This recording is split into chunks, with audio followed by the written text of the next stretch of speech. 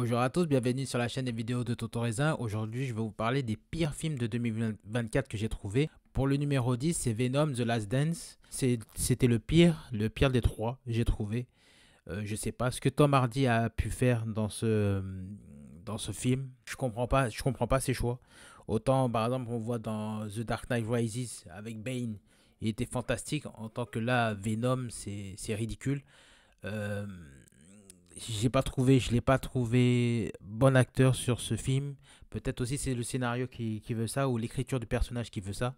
Mais le film était pas bon. Normalement, Venom, c'est l'ennemi de Spider-Man. Donc on doit le voir en tant qu'ennemi.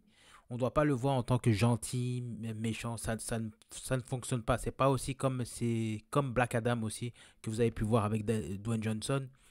C'est pas bon. Si t'as un méchant, il faut que tu restes méchant du début jusqu'à la fin. Je comprends pas certains choix d'acteurs. Bah, on a parlé de Tom Hardy. Ça veut pas dire que tu joues dans un film Marvel. C'est pas parce qu'on t'offre un rôle dans Marvel que forcément c'est gage de qualité. En neuvième position, c'est Kraven. Pareil que Tom Hardy, Aaron Jason Taylor, je ne sais pas ce qu'il a fait depuis Kick-Ass. Lui, c'est un acteur que j'ai apprécié énormément. Là, il t'a fait Kraven, exactement la même chose que Venom. Pourquoi ils te font un Kraven gentil méchant? Ça ne marche pas. Kraven est méchant à la base. Donc tu peux pas faire un gentil méchant. C'est pas comme un personnage comme comment je te dirais, Harley Quinn par exemple. L'acteur il fait ce qu'il peut, mais c'est mauvais, c'est mauvais. Et puis c'est même pas lui le plus mauvais. Moi j'ai trouvé que c'était Russell Crowe le plus mauvais parce qu'avec son accent qui se force à être russe, ça fonctionne pas. Prends tout de suite un acteur russe qui va te faire correctement la voix, ou un américain qui a des origines russes, ok, il n'y a pas de souci, mais va pas prendre Russell Crowe. Là, c'est un ridicule. L'introduction du personnage de Kraven est mauvaise. T'entends pas une seule fois parler de Spider-Man. Oui, on entend parler à la fin du Caméléon. Je me rappelle quand on avait parlé du Sinister Six, donc avec Raven et Electro, etc. Le Vulture et tout. Je me suis dit, tiens, ça va être pas mal. Ça va être un autre genre de film. Et là, on va plus voir le côté des méchants. Mais là, c'était nul. En huitième position, c'est Joker Folie à 2. Et oui, je l'ai mis huitième. Joker 2, j'en ai fait une critique. Il m'a énormément déçu. Moi, en plus, qui suis fan de l'univers DC, ils ont voulu faire une comédie musicale. Et en fait, ça ne fonctionne pas. On a bien vu qu'il n'y aura pas de Joker 3. Si vous voulez voir ma review, ça sera juste ici. En septième position, c'est Rebel Moon, partie 2. La partie 1, je l'avais revue. La partie 1 était très très très moyenne. Bon, ça valait 5,5, pas plus. Mais la partie 2, c'est pareil, 5, 4,5. C'est toujours ça avec Zack Snyder. C'est soit tu as du très bon, style 300, La Légende de Gaol, celui-là, le film d'animation, j'avais beaucoup aimé. Batman v Superman version longue, bien sûr. Mais t'as des mauvais films comme celui-là. Déjà, la partie 1 était très brouillonne. La partie 2, on retrouve la même chose. Il nous a pondu un directeur cut pour qu'il y ait du sang, mais pour que ça remonte la note. Mais non, ça remonte pas la note. C'est toujours pareil. Avec Zack Snyder, c'est toujours aussi brouillon. Les effets spéciaux, moi, je les trouve bien avec Zack Snyder, mais c'est toujours la même couleur par contre. Il a des bonnes idées, mais il n'arrive pas à les exploiter. Et c'est toujours la même chose avec lui. Sixième position, c'est Megalopolis. Et ben ça, je peux dire exactement la même chose que pour les films Marvel. C'est pas parce que tu es un grand réalisateur qu'il faut que tu fonces sans regarder le scénario. Et là, c'est pareil pour Francis Coppola, Adam Driver, très bon acteur. Comment il s'appelle celui qui joue dans Fury, Shia LaBeouf, un acteur que j'aime beaucoup. Moi, il n'y a rien de cohérent dans ce film. L'histoire, les dialogues sont mous, c'est creux, rien ne va. C'est un film de science-fiction. Il a voulu tout mélanger, Francis Coppola. En plus, il se vantait que ce film était bon, mais regarde ton film. Ton film est loin d'être bon. Certaines personnes disent que oui, c'est beau, l'esthétisme et tout. Ok, oui, c'est beau et tout. Mais, mais dans un film, c'est pas ça le plus important. Le scénario. Et là, le scénario ne tient pas. Cinquième position, bah, c'est Madame Web. Encore un film Marvel, encore un film de Sony. Donc là, vous allez me dire que je m'acharne sur les films Marvel. Mais là, le film aussi n'est pas bon.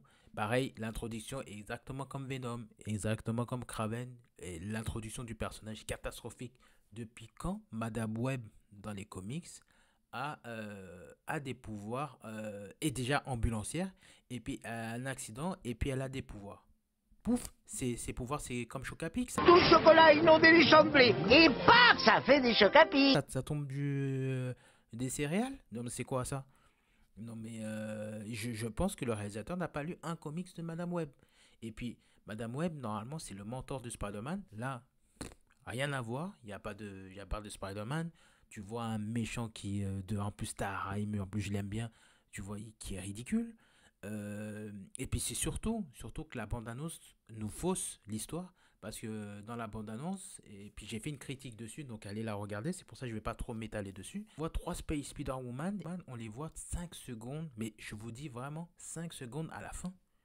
Tu peux pas faire un film, tu peux pas nous pondre un synopsis, nous pondre un truc comme quoi il y aura des Spider-Girl et tout, et puis Spider-Woman, et puis après tu les vois pas. Tu les vois 5 secondes, 5 secondes de la fin. Non, là, il y a quelque chose qui va pas. Mais allez regarder ma vidéo sur ça. En quatrième, quel film a fait pire que Madame Web? C'est le film français Sous la Seine. Le film français avec des requins sous la Seine. Bravo, hein.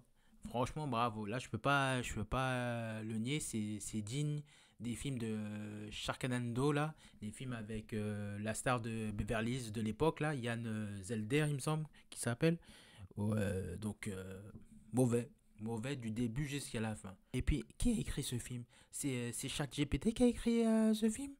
En plus, la scène d'ouverture se passe dans le Pacifique Nord. L'héroïne couillonne comme elle saute sans bouteille d'oxygène, sans harpon, pour récupérer ses compagnons qui sont en train de mourir. Elle saute tel un hibou. Le mec, il est là, les lunettes, le maillot de blond, les pieds au bord de la piscine, tel un hibou.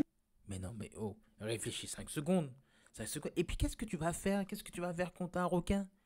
Va appeler Aquaman. Aquaman, il va te sauver des requins. Il va l'appeler le requin. Il va pas te bouffer. Hein? Ou va faire appel à un cousin. Le cousin, il va te dire non, non, non. Ça, c'est pas pour nous. Va pas. Pourquoi tu vas? Tu sautes sans bouteille d'oxygène, sans harpon. Non, mais c'est quoi ce film ridicule? En plus, j'ai entendu dire qu'il va avoir un deuxième. Bah non, là ça marche plus. En troisième position, c'est Hellboy The Crooked Man. Je comprends pas pourquoi les gens ils ont oublié ce film. Ce film est mauvais aussi. Ce film est tellement nul. Après, mea culpa, je pense que le design de Hellboy, ça doit être le meilleur que j'ai vu depuis les films avec Guillermo del Toro. Pour moi, ça ressemble plus, ce costume-là ressemble plus à celui des comics. Ça, je peux pas nier. Mais par contre, scénario, jeu d'acteur, effets spéciaux, catastrophique. Ce film est nul du début jusqu'à la fin. C'est une adaptation tellement nulle qui mérite d'être troisième de ce classement et d'être sur le podium. Deuxième, c'est encore un film d'horreur qui pense être un film d'horreur, c'est Night Swim. Même moi, je l'ai mal prononcé. Night Swim. Voilà.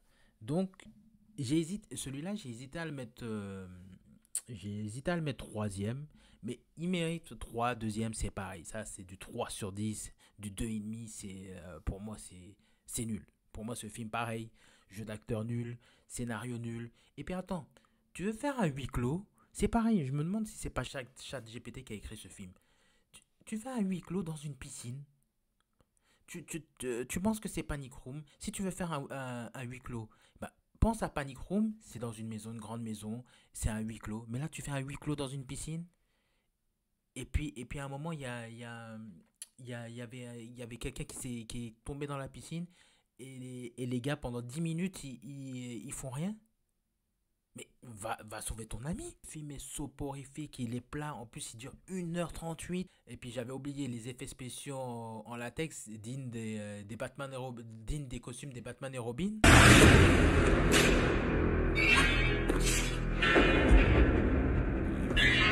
Non, faut arrêter.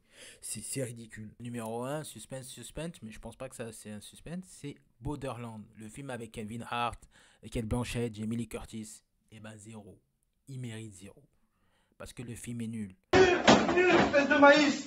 Nul, pas de grand mythe. Nul.